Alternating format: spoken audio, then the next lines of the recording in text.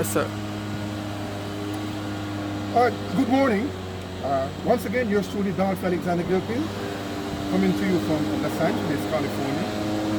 And this morning, I'm on the amazing 5x5 matrix, the spin-off with the IPC, which is the illuminated polygon chemistry.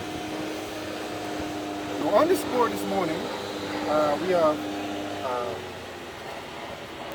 some structural chemistry here with the structure of certain generic drugs, and some of them are well known, some of them are not so well known to the public. Some of them is for treating cancer, for treating pain, for treating blood disorders, and so on. But it's the illuminated polygon chemistry, and we're trying to optimize it in order to bring about solutions and viable solutions in pharmacology and medicine. Let's take a more in-depth look at some of these. This one on display here is the Opdivo,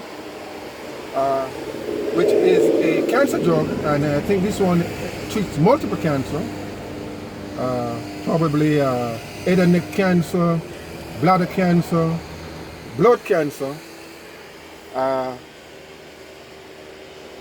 blood cancer like leukemia and lymphoma, and also melanoma. So this one is a cancer treatment drug. And this one here, I'm picking them up randomly, Articaine. This is a dental anesthetic used in dentistry to numb the pain and to kill the pain when you're going under dental surgery. This is cytoxan, another cancer treating drug, and this is the structure of it for cytoxan, showing it to you from different angles. Cytoxan, oncology, pharmaco-oncology. This one here is norhistoron, and this is primarily used to reduce the blood flow for female in gynecology, obstetric and gynecology, during the menstrual period. For every bleeding, this norhistoron is used to reduce the bleeding. But I'm not here on the application, I'm here on the structure of these generic drugs. That is the primary focus this morning, and these structures are placed on an illuminated slide. This is the plug for the illuminated slide, and the philosophy behind this is that if we shed some light on darkness, then we'll be able to see more. And via having this electronic slide, illuminated slide, we are able to shed some more light on the structure of these various chemical pharmacology, the structure of the drug. Notice we have here, for this one, this is a ibuprofen, I believe.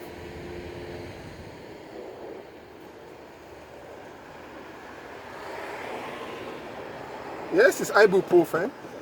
Notice that it has an hexagon and some partial hexagon there, some double bond and single bonds, and the formula here is C like 12H1902. It's not too vivid right here now, and the light in these slides is symbolic and also is philosophically projecting that we want to shed some light on this structure so that we could able to bring about other, by combining with other structural chemistry, we'll come about with some new solutions. Let's take up this one very quickly, because we're not going to stay too long on this, but I think we have hydrochloroquine here, and this one has been touted in highly political circles. Hydrochloroquine, I think this is the one, in combination with azithromycin for the treatment of the SARS-CoV-2 or the COVID-19 disease that is affecting the world. It's a pandemic.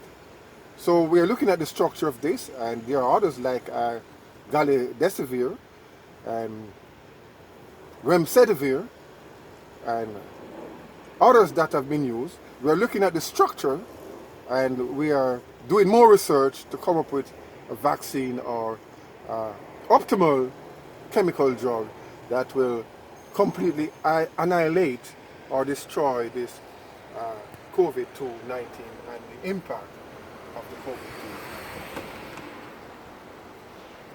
So, yeah. So basically, we're not trying to focus on the uses of the drug right now, but the structure. For we're doing experimental on the structure, and we're trying to shed more light on the structural synthesis of these drugs, and by combining and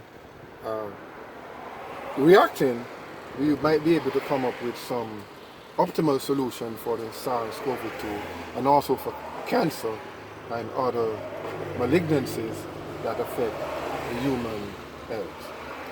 So this is Dolphy Gilpin, yours truly, signing off from Los Angeles, California, on the IPC, or the Illuminated Polygon Chemistry. And I'm also videocasting this lecture from a car. You might be able to see the steering and other component of the car. And this is also significant.